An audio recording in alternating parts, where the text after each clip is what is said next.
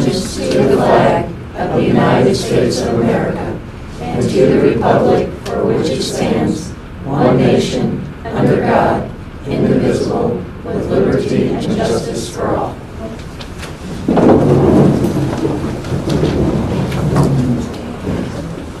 First on the agenda is the approval of the agenda. I move to approve the agenda of the October 20th, 2014 regular meeting as presented. And the motion is second, all in favor by saying aye. Aye. Opposed? Motion carries. Okay, next is the approval of the consent agenda items. Move to approve the consent agenda items as presented. Second.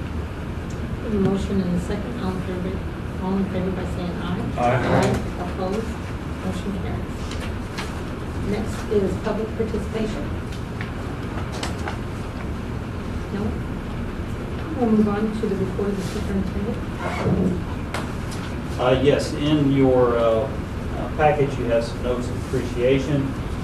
There's also an enrollment report, which I'm looking for. And then there's also a sheet at your place tonight that is a correction to the enrollment report broken down by building. There was a little typo that was in there. It didn't affect any of the totals or anything like that, but I wanted you to have the updated, accurate information. One thing that I would, or a couple things I'd like to point out, obviously our September enrollment count, and that's the official count for the last Wednesday in September, was up 20 students over the prior year, which kind of reverses the trend that we've seen actually going back all the way back to 98. We've seen declining enrollment. There's also been declining enrollment with the non-publics, so I wanted to go ahead and include that information as well. Over the last, dating back to 98, our enrollment has decreased about 15%, and the non-public enrollment has decreased about 30% during that time. Then the more detailed building level breaks it down by both elementaries, breaks it down also any non-resident or part-time students that we might have, and then gives totals. It's also broken down by gender as well. Any questions on the enrollment report? Enrollment doesn't directly relate to school funding through the formula. Our average daily attendance is what's used as the formula.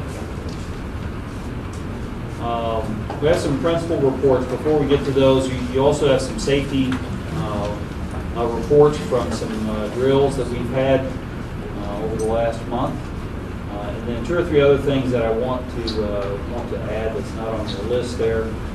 We are in the investigative stage at this point, just kind of getting some information and looking at the possibility of expanding some of the dual enrollment and dual credit opportunities that we have for our students. We had a meeting a couple weeks ago with Mineral Area College.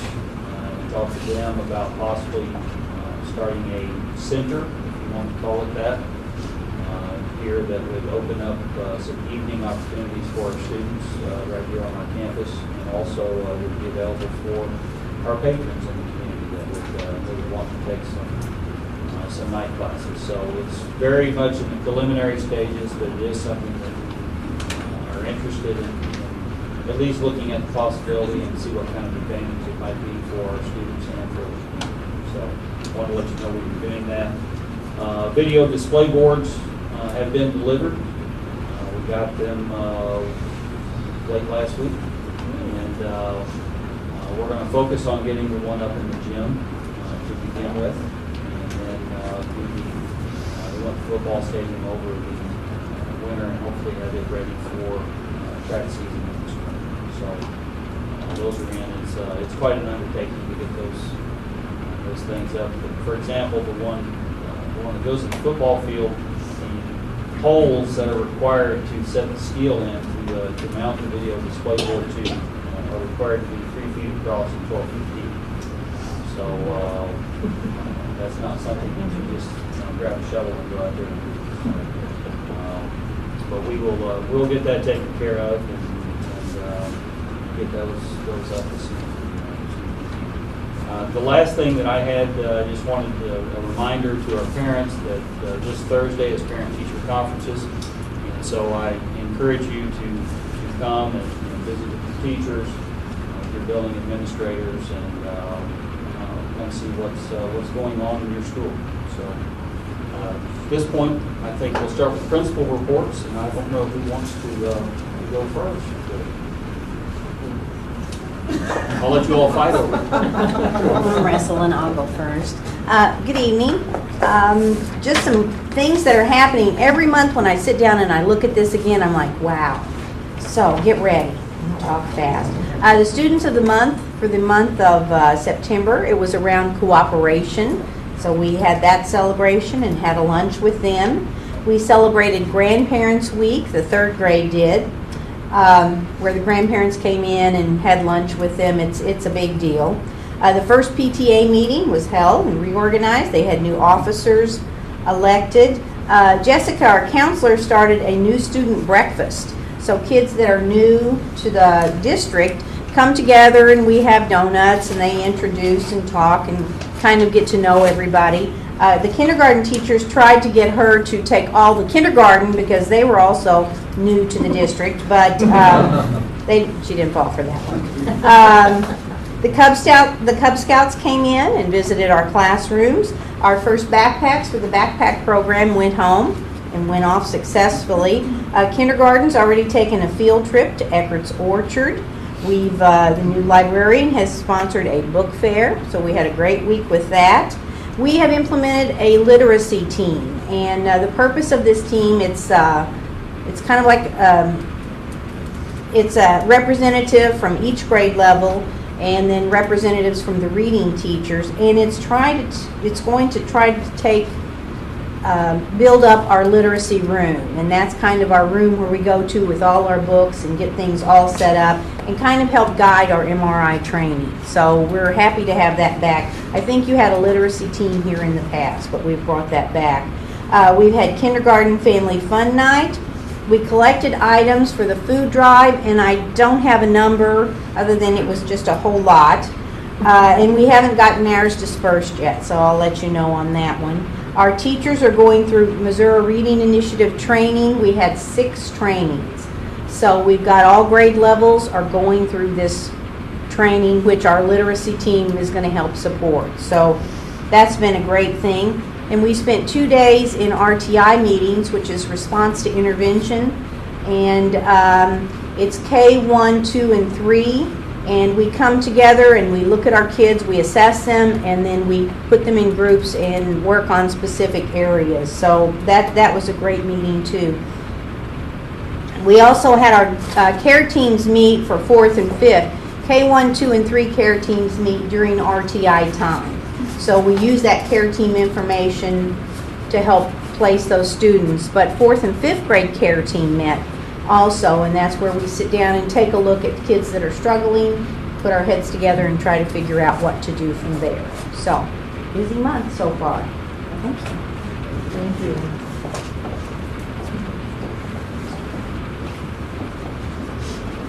Sometimes when I go right after her, I feel like I could just say ditto. We collaborate so much, so a lot of it's the same. We did RTI data team September 4th and 5th with K3. That's where we do assessments for the whole grade level, and we look at that assessment data and we group kids based on their needs. Friday, September 12th, we had 3rd grade participated in MRI training, and again we had 6 different trainings. We had one for kindergarten, 1st, 2nd, 3rd, 4th, and 5th in September. We had a faculty meeting on September 18th. We had Grandparents' Day on September 19th, and we had 65 grandparents came and ate lunch with their grandchildren. Mr. Kingery had the 3rd graders sing the grandparent song, and he wrote that song. If you haven't ever heard it, you need to hear it. It's cute. On September 24th, we had a hat day in honor of Lindsay Roth. Students who donated $1 were able to wear a hat. We raised $532.37. 4th and 5th grade teachers had a care team meeting on September 25th.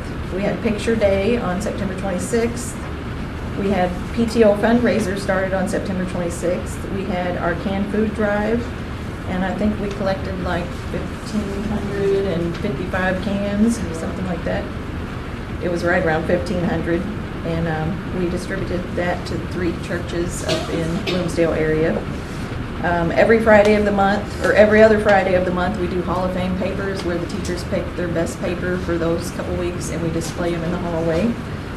We had 38 students celebrate birthdays during the month of September, and they get to come to the office and pick a book. And Teacher of the Month was Dana Palmer, and Staff of the Month was Mrs. Gross.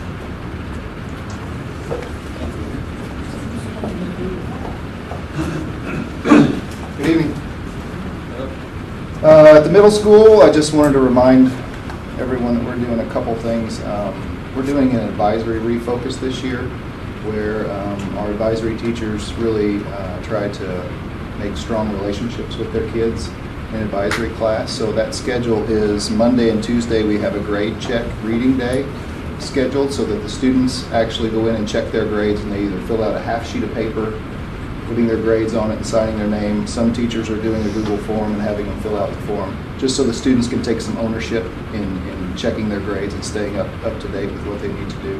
Other kids are reading while that's going on. Thursday, we have a grounded activity planned, and that could be a relationship building activity. I provide them with a new one each week. Sometimes it's task oriented and skill oriented. Sometimes it's just discussing a current topic. And then Friday are for celebrations and rewards. So that's our advisory refocus. PLC teams are continuing to focus on data. Ms. Giesler and I are in the process of visiting each team and doing a communication style survey with them to build stronger communication. Not that there's any issues currently, but it can never hurt to improve upon what you have. So we're going around and doing a styles inventory with them.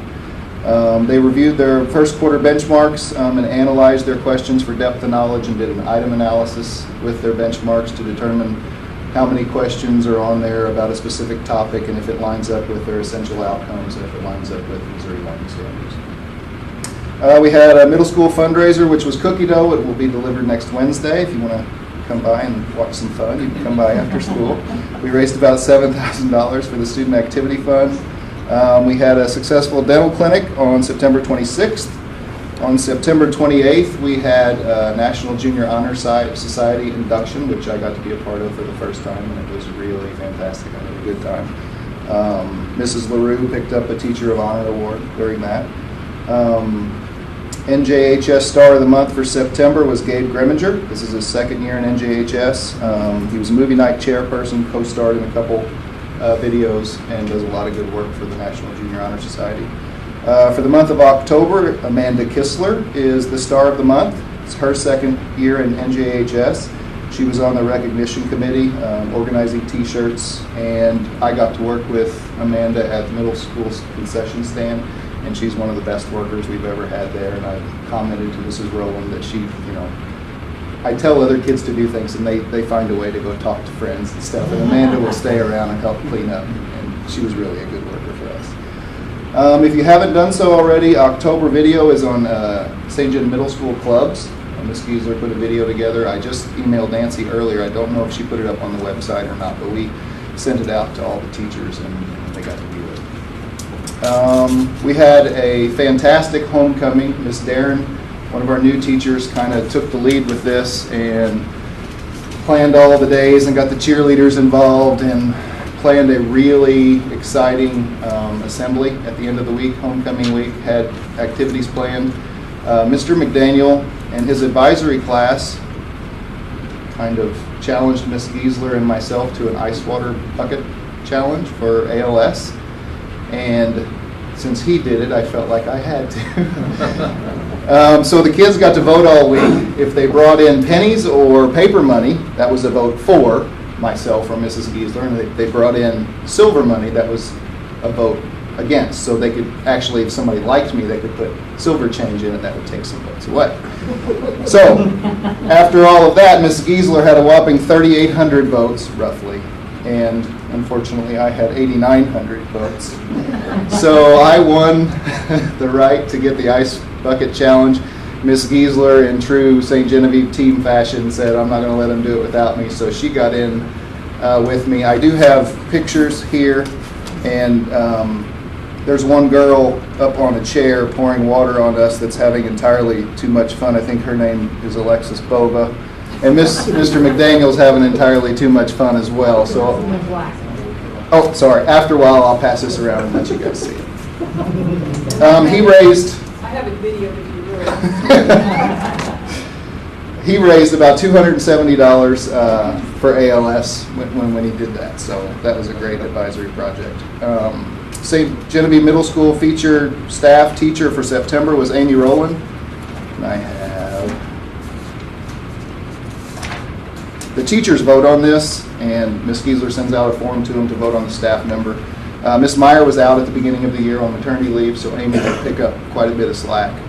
This is what they wrote about her. Amy Rowland began the 2014-2015 school year with a bang. Not only did she do the job of 2 counselors, she went above and beyond to give students and club sponsors an opportunity to meet during the school day. Research tells us connection to school is one of the most important factors impacting student success. Amy was able to figure out a way to offer students this opportunity by spearheading the implementation of Club Day at St. Genevieve Middle School. Amy has also taken on the anti-bullying campaign and placed posters in the girls' restrooms for the anti-bullying campaign. She is always available in any given situation and spends her time not only at St. Genevieve Middle School, but also at St. Genevieve High School. Amy lives every day by the motto, our kids are worth whatever it takes. This is why Amy Rowland is our 2014-2015 St. Genevieve Middle School feature staff teacher for September. And then for October, the teachers voted, and it was Melissa Otto. Melissa deserves this for creating a thriving drama program that few other middle schools have for their kids. How many other middle schools have a high-quality drama program both during the school year and during the summer at the middle school level? She finds a place for every student to be successful and makes it look easy. She deserves this for tutoring after school, for loving our kids like her own. She deserves this for always having a smile on her face, for always being supported. Melissa is the epitome of what it means to be a teacher. On my rough days when I second guess myself, I can run stuff past Melissa, and if it's what she would do, I know I'm on the right track. She is my teacher moral compass. And then she wrote WWMOD. What would Melissa Otto do? So Melissa is our feature teacher for the month of October. So that's what's going on at the middle school. Thanks. And what Paul left out is he was chosen as the NJHS staff member.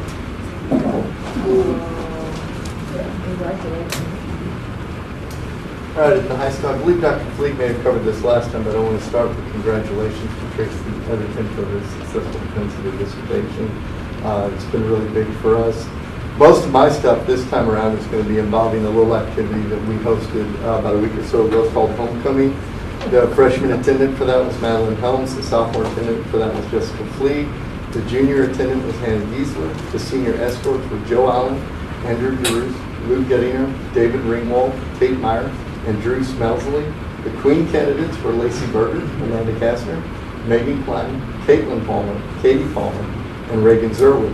The queen, of course, was Miss Reagan Zerwig, and the king was Mr. Joe Allen.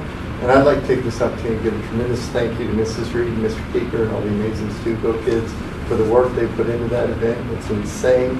And coaches Grind and Gabe and the wonderful cheerleaders for what they do to decorate the building and get everything taken care of.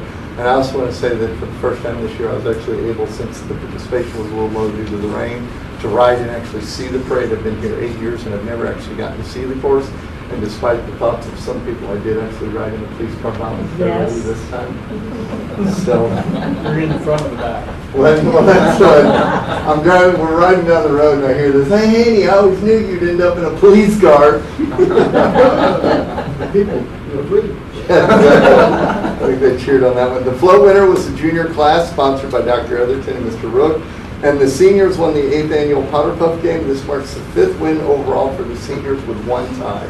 So basically, 6 of the 8 games they stood on top. Congratulations to Madison DeRusse for placing 13th at the high school girls district golf tournament and qualifying for sectional play. And this is kind of a neat one. Our softball team this year, first team in AAA All Conference was junior third base Ashley Viox. Second team in AAA All Conference was junior pitcher Megan Hook and junior shortstop Michaela Bader. All district team, for Class 1, 3A for softball was third base Ashley Biatz, pitcher Megan Hook, shortstop Michaela Bader, right field Reagan Zerwig, first base Lauren Kuchka, and catcher Adrian Weber. That's pretty impressive to put all of those positions on first team. Congratulations to Ms. Hess and the 2014 Dragons volleyball team for their share of the conference title. This was our first one since 2008. And as I reminded Coach Hess, when you win it in your first year, that sort of becomes an expectation for every year. So, and also congratulations to coaches Jet, Werner, and Boyd, as both the boys and the girls cross-country teams finished first in conference this year. And our all-conference runners, this is really sharp too, were Taylor Werner with first place, Maya German with second place, and Amy Hook with third place. And then another girl, Summer Garcia, with eighth. And I believe that may have been Summer's first race of the year, actually. And then on the boys' side, Ben Nagger took first place, Skylar Ogden took fifth, and Nathaniel Ogden took sixth. So he's been kidding his brother the whole time. Skylar has him, I think, in one place over him. For those of you that don't know those two, they routinely fight over who wins. It's just a challenge between the two of them. So to take something like that, that was pretty big. A little known thing that actually will get a little more press as we go through, but I'm allowed to talk about it now. Kevin Douglas, a swimmer at SGHS, has made a verbal commitment to Missouri State to swim next year for them. And to our knowledge, this is the first time that SGHS has posted a D1 swimmer to move on. So that's huge for us. Building accomplishments, we did the canned food drive as everybody else. Mrs. Dunlap's advisory won the canned food drive with over 200 items brought in. And the junior class qualified for the movie and pizza in the pack day. And that was basically if you brought in at least 10 items and your class won overall, collected the most, and you got to qualify for that. We had about 40 juniors that were down there for the movie. And I want to thank Mrs. Otto for her help on putting together that event.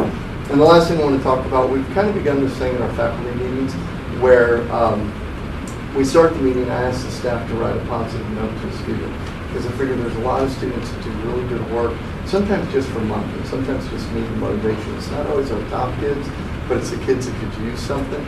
So we start those meetings by writing a note, and then I ask about 5 or 6 of them to share out. And we've done that now for 2 meetings. It's been very positive. And I want to 2 takeaways on that. One is the last interval, or the MASSP principals meeting. I was talking to Jostens because we use this little school crest card that I have that Jostens provides me a few of every year. And I asked him what it would cost to give us enough to fund this event for the entire year. And Jostens is generously donating all those cards that I need to continue these notes for the remainder of the school year. So to me, that's really huge, and I want to kind of tell you the impact it has. I give the teachers the option. They can give it to the students or they can give it to me, and I will deliver them as well, because some teachers just don't want to hear and then sit with that kid in class the whole time. So I had a young lady who came into school. She was running a little late in the morning, and I stopped her in the hall, and of course when the principal stopped, she was running late. That just sort of starts to make a bad day worse. And I explained to her, I said, you know, and I explained to her what we do, and I said, some teacher just wrote this for you. I don't know who it was, I don't know what's in it, but thank you for what you do at SGHS. And she started to tear up. She said, you know, she said, I haven't even read it yet, and already you've made my day. So that's just sort of what we're doing with that program and why. And that's what's going on at SGHS. Great, thank you very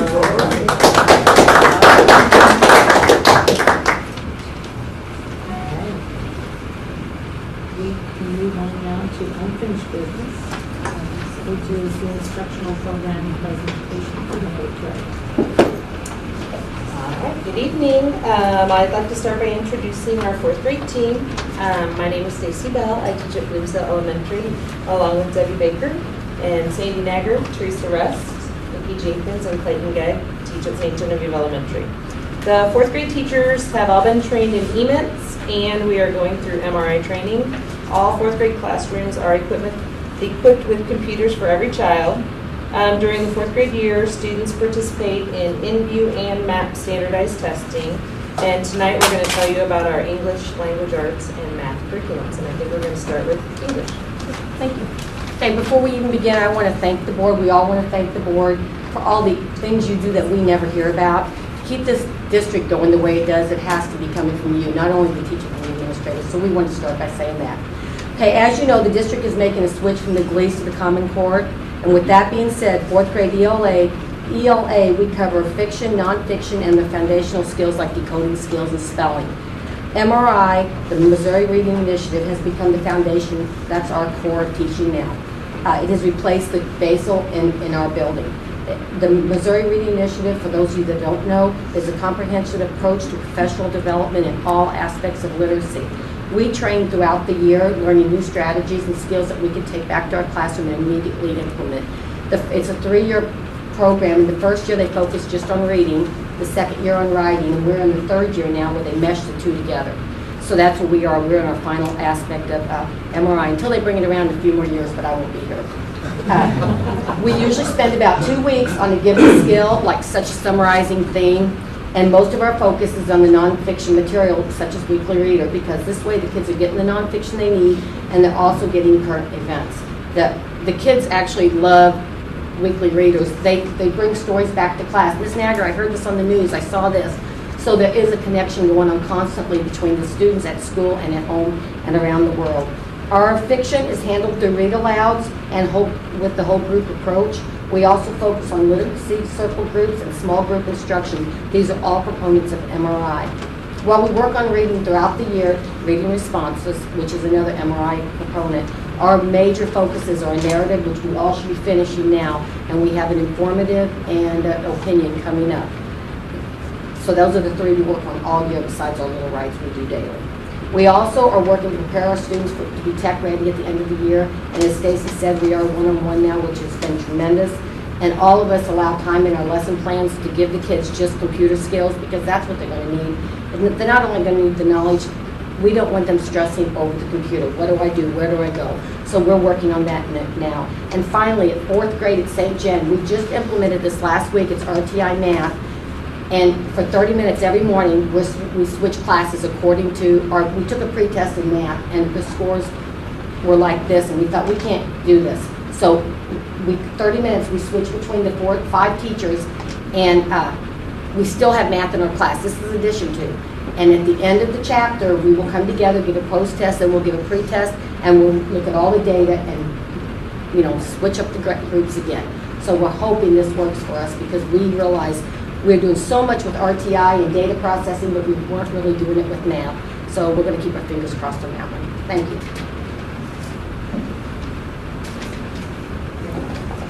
Okay. I'm going to cover 3 of our math Common Core strands. The first is operations and algebraic thinking, and in this strand we do multiplication and division by using drawing and equations with variables, and variables is something new this year that used to be introduced in 5th grade. So kids are getting to find out what that's all about. Letters. They have to solve multi-step word problems with whole numbers, including remainders. They also have to assess the reasonableness. They have to say, is my answer reasonable? And they'll estimate to see if that's going to be true. They have to find factors for numbers from 1 to 100 and figure out if a number is prime or composite. They also have to generate patterns. For the strand of number and operations in base 10, they have to understand place value and read and write multi-digit numbers using numbers, word form, and expanded form. They have to compare and order numbers, use place value to round, fluently add and subtract, multiply 4 digits by 1 digits and 2 digits by 2 digits, and then illustrate and explain how the calculation is true by using equations and or arrays. And they also have to divide 4 digits by 1 digit using relationship between multiplication and division. And the geometry strand hasn't changed a whole lot from the GLEs. They still have to draw and identify points, lines, line segments, rays, and angles. They have to classify 2-dimensional figures based on their attributes and recognize right triangles. And they also have to recognize and identify lines of symmetry. And then I'm going to talk about the other 2 strands. And the 4th one that we talk about are number and operations and fractions. They will identify equivalent fractions and explain how they're the same. And then this is something that's new to us. They've gone a lot deeper with fractions. The students will multiply fractions by whole numbers and compare fractions with the different numerators and denominators.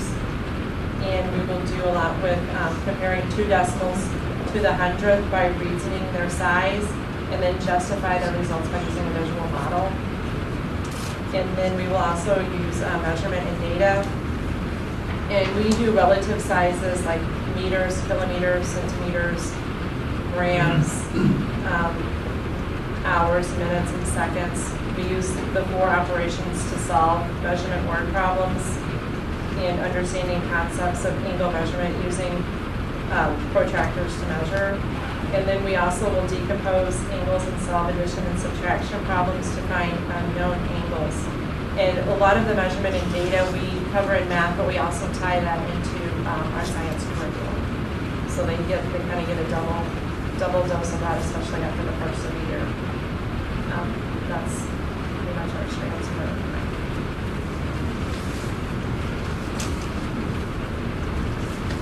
Thank you.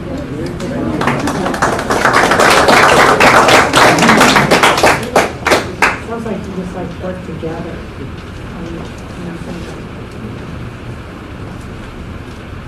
And thank you for the talk. Okay, next is new business, the annual audit. We have Tim Darker here with us tonight from the accounting firm Clifton Larson Allen. He's going to present the audit for the 13-14 fiscal year.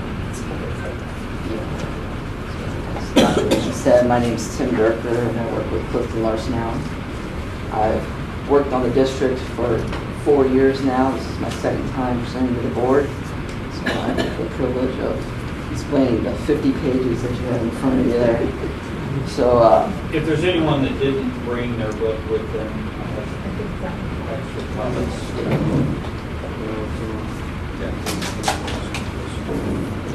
The copies so follow along. I'll try to go slowly.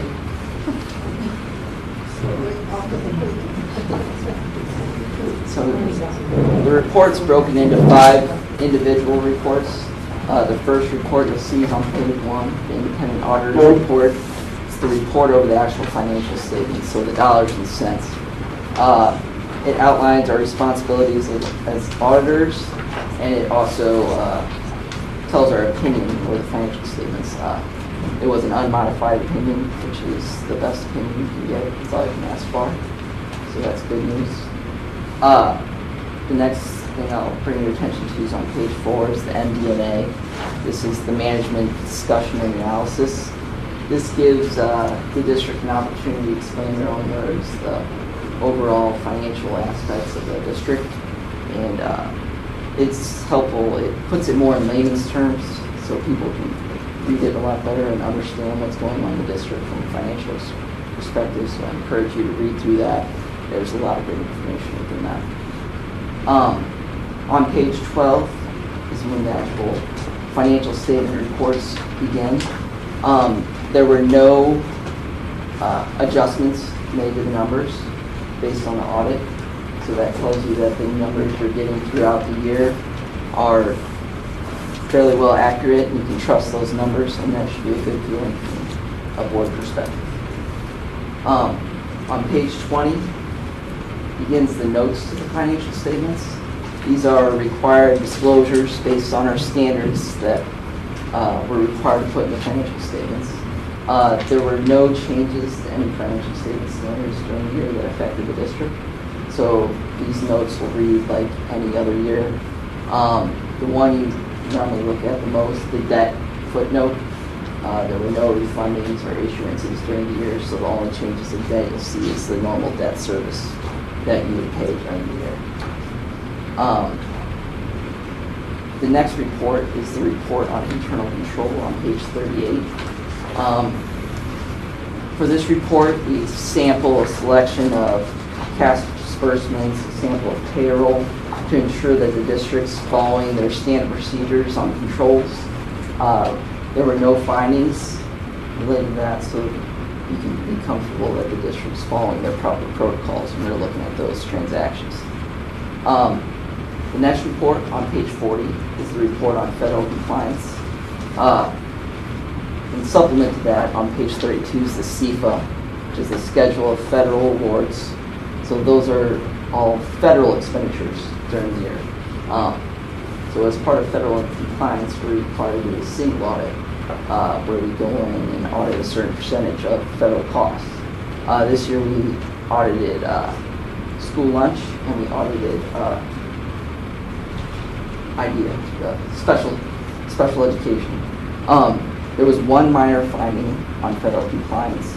It related to some applications that were determined to be free lunch when they shouldn't have got it. I say minor because it resulted in $820 of federal costs. So a very low dollar finding. When we evaluate the finding, we go through and make sure that this isn't a widespread issue. It's just an isolated incident. We looked at many more applications, all fine, so we got comfortable that there's not a widespread issue. The second thing we asked is that the district has an action plan, which they came up with already and have already implemented. So now someone else is reviewing those applications. There's a second review of the applications.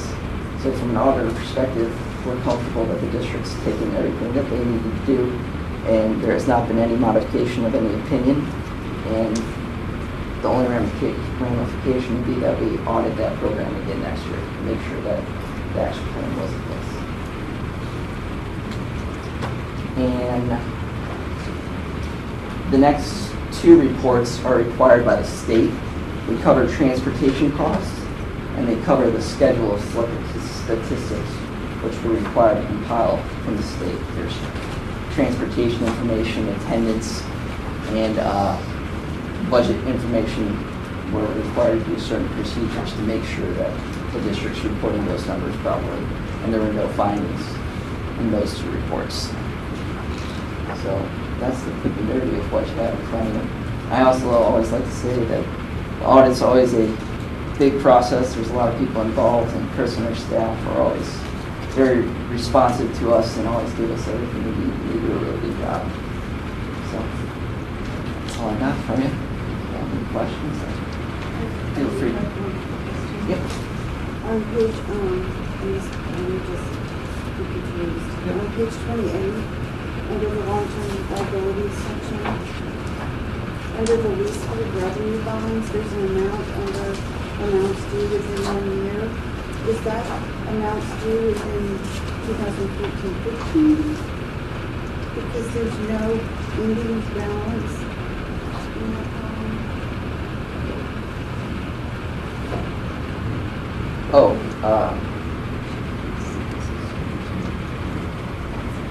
Because that affects the restricted funds at the beginning of the report, so I just was curious. Yeah, that should be the amounts due within 1 year.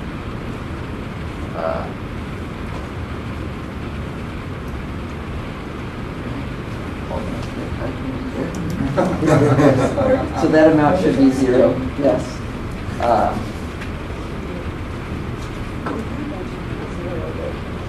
And we can get that corrected. If we want to make an annotation in the... It talks about restricted funds also, so I think that restricted funds in the actual, when we do our current maturities schedule, I don't believe it's included in that number. I think that's the only... It's okay, we can check. Because I think the leasehold revenues bond, that was going to be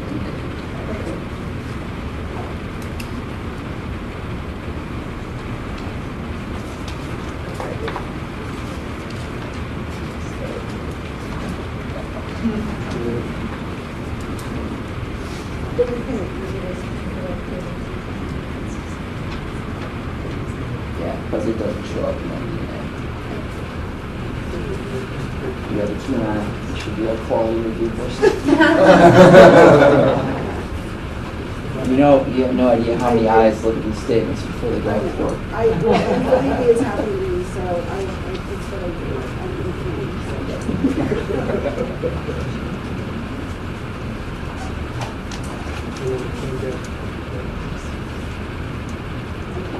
I'm sorry.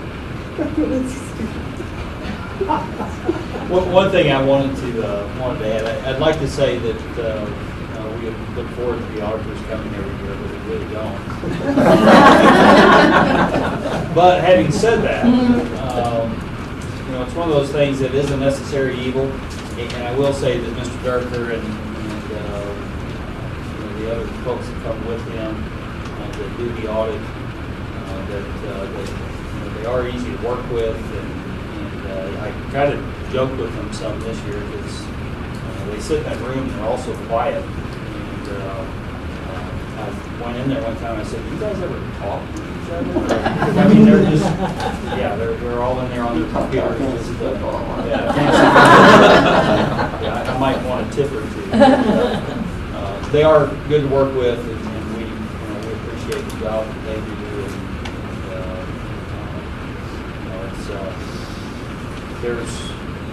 It's a large job. There's a lot of revenue, a lot of expenditures, and we certainly appreciate them working with us and helping us find ways to be more efficient and those kinds of things. So they do good work.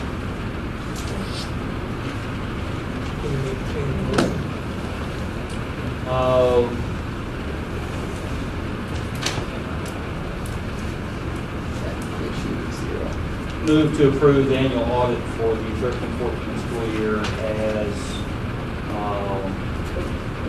amended. So the motion to read, move to approve the annual audit for the 13-14 school year as amended.